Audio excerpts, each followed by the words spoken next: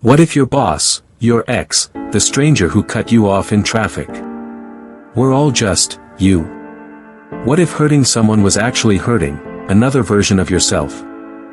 What if you've lived every life that has ever existed, one at a time? Stay with me, because by the end of this story, you may never look at conflict, success, or suffering the same way again. Is life just about paying off your house, climbing the corporate ladder, stacking wealth, or chasing pleasure? Or is it about something deeper, like finding truth, or waking up? Let's explore a radical idea, that everything and everyone is 1. Modern life feels like an endless scroll, literally. You want a new phone.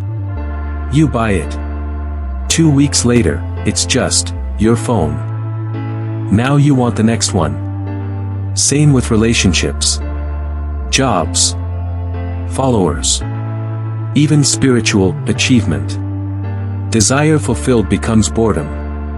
Desire unfulfilled becomes frustration. So what are we really chasing? Maybe we're running in circles because we're playing the wrong game. It's not traffic that ruins your day. It's the story your mind tells about it. 2 people get stuck in traffic. One turns up a podcast and relaxes. The other fumes and honks. Same world, different grip. What if our suffering isn't from the world, but from how tightly we cling to it? One rainy night, a man is driving home. Then, headlights, a crash, silence. He watches, floating above, as paramedics pull his lifeless body from the wreck. His wife cries. His kids sob. He feels pulled away into nothingness, into silence, until someone speaks. He stands in a vast, empty space. A presence appears. Calm. Familiar. Am I dead? The man asks. Yes, the being replies. So, what now? Heaven? Rebirth? Both, in a way, the being says. You're about to live again. The man's eyes widen. Another life? Like reincarnation? Yes. And no. Time doesn't work how you think. It's not linear. Wait, if I forget this life, what's the point? The being smiles. You never truly forget. Every experience, every insight, stays with you. Deeply. You just don't always remember it up here. Taps forehead.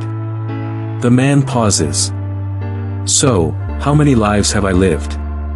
Thousands, the being says. Too many to count. Where am I going next?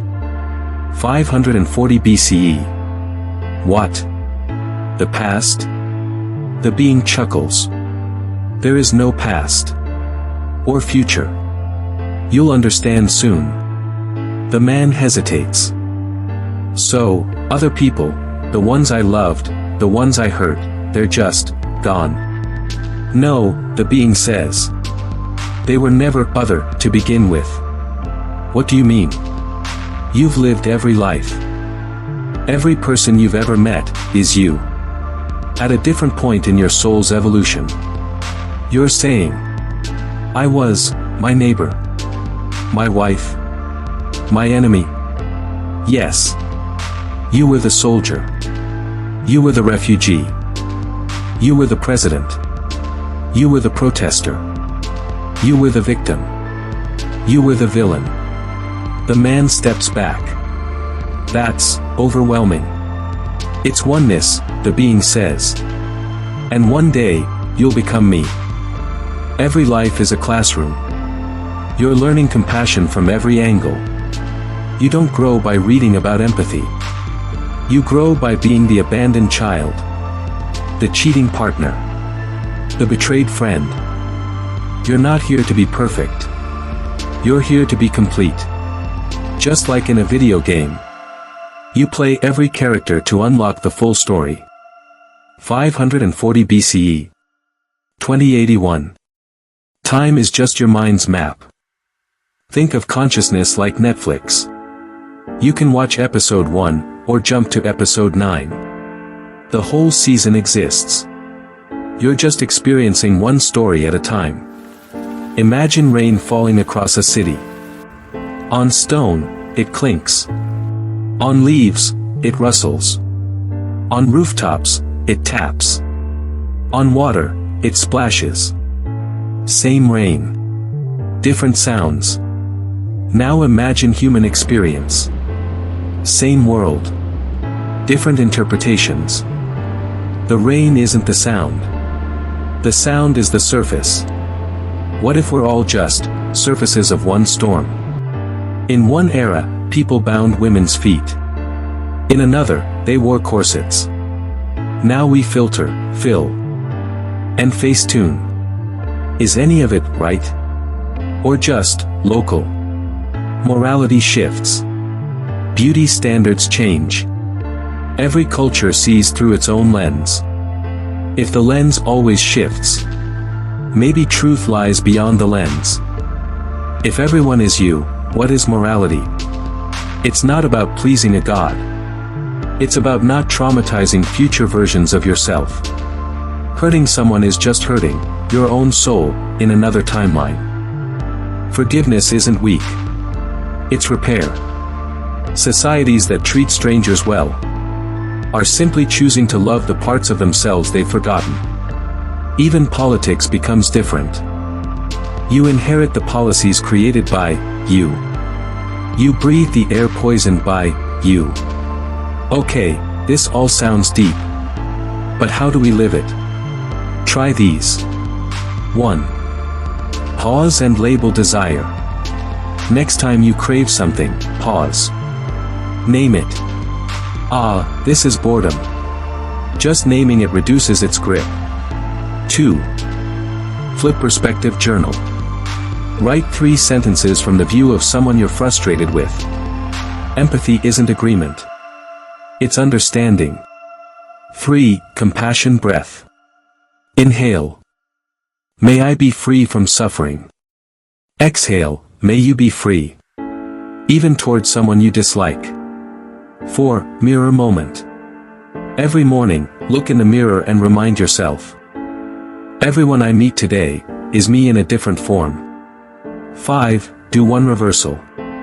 Next time you're defensive, get curious instead. One reversed reaction can shift your whole day. So, what is life really for? Paying off a mortgage? Chasing pleasure? Earning status? Maybe.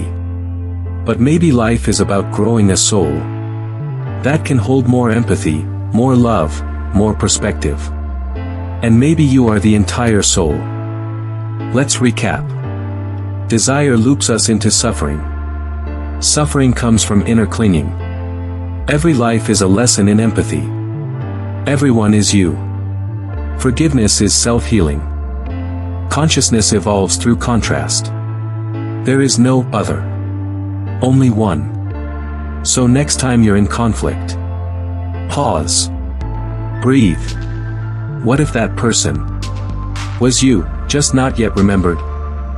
If this story moved you, share it with someone you're struggling to understand. And tell me in the comments, when could remembering this have changed how you reacted? Let's build a world that acts as if we are truly one.